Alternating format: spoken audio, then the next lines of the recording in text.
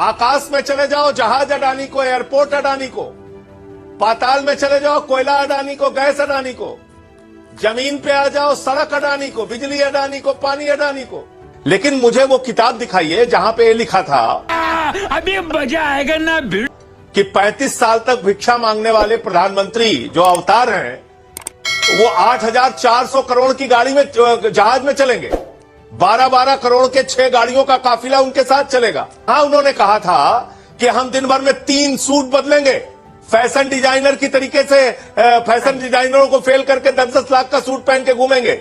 इसके नौजवानों से माफी मांगे कि हमने 2 करोड़ नौकरी हर साल देने का वादा किया था, हमने आपको धोखा दिया। अल्लाह माफ करे। अरे सुधांशु जी, अब गाना बदल गया है। तन समर्पित, मन समर्पित, देश का पूरा धन अडानी को समर्पित। आकाश में चले जाओ, जहाज अडानी को, एयरपोर्ट अडानी को। पाताल में चले जाओ, कोयला अडानी को, गैस अडानी को। जमीन पे आ जाओ, सड़क अडानी को, बिजली अडानी को, पानी अडानी को। तौबा तौबा तौबा। पूरे देश का लाखों करोड़ का धन अपने दोस्त अडानी को समर्पित कर दिया है मोदी जी ने। अब वो पंक्तियां बदल गई है उनके बारे में। चीटिंग करता है तू। ये वही व्यक्ति हैं आदरणीय प्रधानमंत्री जी, जिन्होंने कहा था नोट की कीमत गिरती है तो देश का मयार गिरता है, मर्यादा गिरती है, मान सम्मान गिरता है। अच्छा, आज नोट कहां पहुंच गया। अब आप देश के मान सम्मान को बचा पाने में सक्षम नहीं है। चीन को लाल आंखें दिखा रहे थे आप।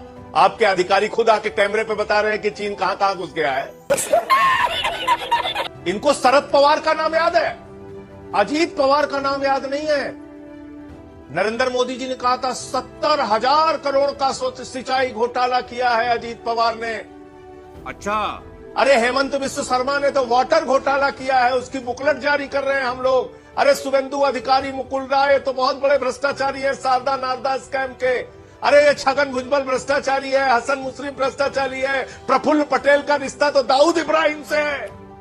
बाबूजी नारायण राणे ने तो घोटाला किया है। अरे ये अशोक चौहान, अरे इसने तो बहुत बड़ा अदर सोसाइटी घोटाला कर रखा है, हमारे देश के जवानों के साथ गद्दारी की है।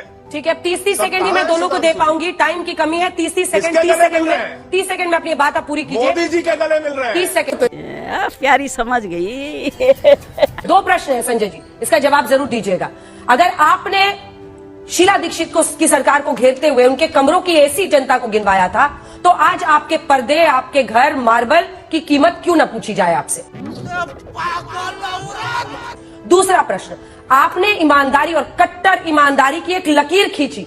आपने जनता को बताया कि हम तो ऑल्टो में चलेंगे, हमको वीआईपी बंगला, वीआईपी गाड़ी, वीआईपी ये सब ड्रामा नहीं चाहिए, हम तो आम आदमी पार्टी है, आम आदमी के नेता रहेंगे। और फिर आप गिनवाते हैं बार बार कि पीएम का इतना खर्च हुआ, सेंट्रल विस्टा में इतना खर्च हुआ। तो लकीर तो आपने अपनी खुद ही खींची थी ना।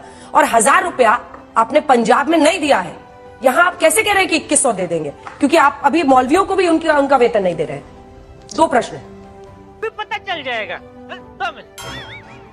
देखिए, पहली बात तो राजनीति में दोहरा मापदंड नहीं होना चाहिए। आपको हमारा सब कुछ जानने का हक है। आप कह रहे हैं, आप जानिए ना, कहां मना कर रहे हैं, आप जानिए जितना जो कुछ जानने का हक है। लेकिन मुझे वो किताब दिखाइए जहां पे ये लिखा था अभी मजा आएगा ना कि 35 साल तक भिक्षा मांगने वाले प्रधानमंत्री जो अवतार हैं वो 8,400 करोड़ की गाड़ी में, जहाज में चलेंगे। 12-12 करोड़ के 6 गाड़ियों का काफिला उनके साथ चलेगा। यही नहीं, अभी और सुनिए। कहा उन्होंने कहा था कि हम दिन भर में 3 सूट बदलेंगे। फैशन डिजाइनर की तरीके से फैशन डिजाइनरों को फेल करके 10-10 लाख का सूट पहन के घूमेंगे, लाखों की घड़ी लगाएंगे, लाखों की पेन इस्तेमाल करेंगे। अल्लाह माफ करे। तो जब आप समीक्षा कर, राजनीति में वो भी है, राजनीति में केजरीवाल भी है, तो केजरीवाल के बारे में चर्चा होनी चाहिए, मोदी जी के बारे में नहीं होनी चाहिए। ये दोहरा मापदंड क्यों है? दूसरी बात, अभी सुधांशु जी ने कहा पानी आ गया, फ्लड आ गया, ये हो गया, जमुना का हो गया। जमुना के लिए क्या क्या वादे किए गए थे? मान्यवर सुधांशु जी, मैं आपको याद दिलाना चाहूंगा, हम लोग गए थे गुजरात में चुनाव लड़ने के लिए, जहां 27 वर्षों से आपकी सरकार है। तो प्रधानमंत्री को आर्टिफिशियल स्कूल यानी कि एक कृत्रिम स्कूल तैयार करना पड़ा था अपनी फोटो खिंचवाने के लिए। एक सरकारी स्कूल गुजरात में नहीं था जहां पे प्रधानमंत्री जाके एक दावा कर सके कि हां ये सरकारी स्कूल बहुत बेहतरीन है, गुजरात में हमने बनाया, देखो। गजब बेइज्जती है।